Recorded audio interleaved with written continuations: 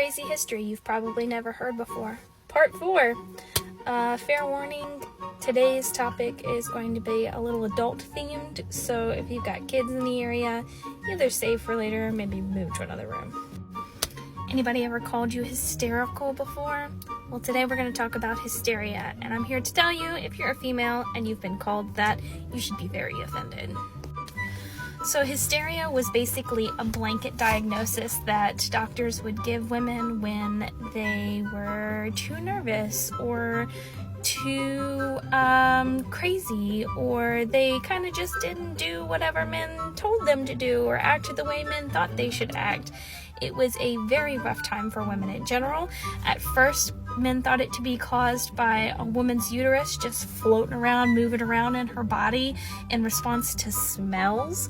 So they would treat it by sticking some nice perfumey things near her area and trying to get that uterus to pull back down where it needs to belong.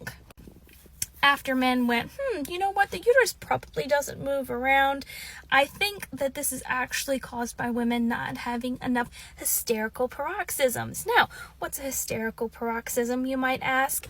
It's an orgasm. So obviously you can guess their cure for this at this point. Ladies, just go, spend some time with your husband.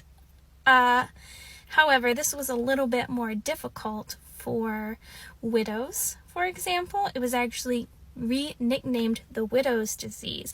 But you know what? Don't feel too bad, ladies. If you were suffering from hysteria and you were a widow, you could just go visit your physician and he'd be more than happy to give you a pelvic massage. Sometimes I wish I was making this stuff up. I really do. So one good thing did come out of hysteria, and that is, I guess doctors got tired of assisting ladies with their hysterical paroxysms, and so in the 1800s, the first vibrator was invented. Now, it was steam-powered, and you definitely were not supposed to use it by yourself, ladies. You needed to be supervised by your physician or your husband at the very least, Later, the battery-powered one was invented. The first one weighed 40 pounds. Yep. But like I said, we finally realized, you know what, this is probably not a real thing, and did away with it in the 1950s. Kinda wish they had figured it out sooner.